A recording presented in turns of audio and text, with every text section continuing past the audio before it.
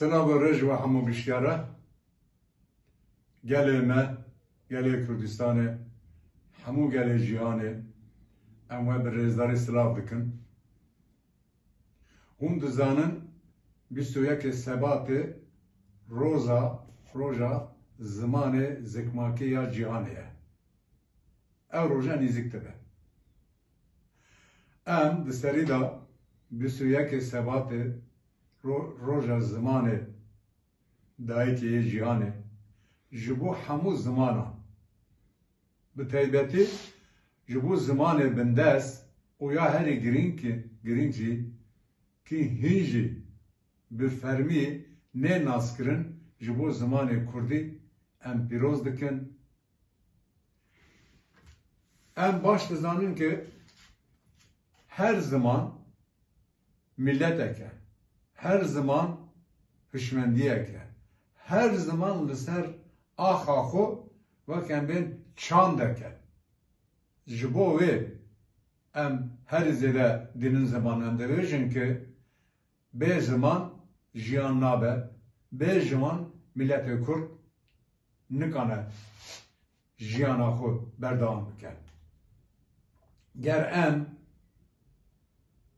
zulm û zordestiya kirser hemû zamana hinjî berdewam bike, em vê zulmê vê pişaftin û asimilasyonê bi tundî şermezar dikin.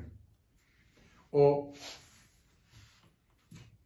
baş em dizanin ki zimanê Kurdî wek mîne milletê Kurd zimanekî qedîme li ser axa xwe. Zimanê Kurdî û hemû zaravayê wî di diroka xwe de li ser axa xwe de zimanekî dewlemend e. Tenê em nabêjin hemû wek em bên zimannas û rewşenbîrê cîhanê zî dibêjin ki zimanê Kurdî di nav zimanê dewlemend da yê cîhanê de di rêzeka bilindan e.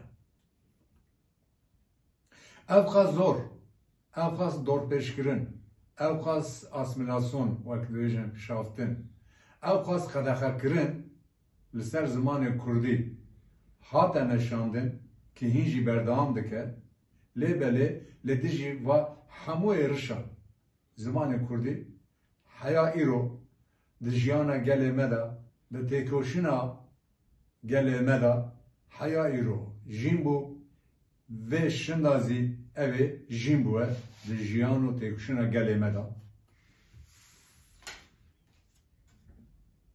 Devletê kolonyalîst bi taybetî Türkiye û devletê koloniyê di êk li ser Kurdistanê wek dagirkerin dest bi ziman da pêk kirin.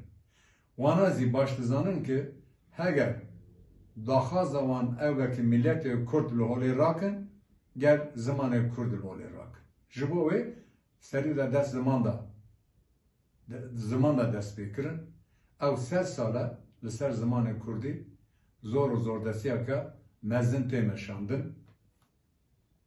Ger em zî dixwazin ki zimanê Kurdî, dixwazin ki milletê Kurd jîn bibe, em xwedî li zimanê Kurdî derkevin, di têkoşîna xwe de em zimanê Kurdî her daîm biparêzin.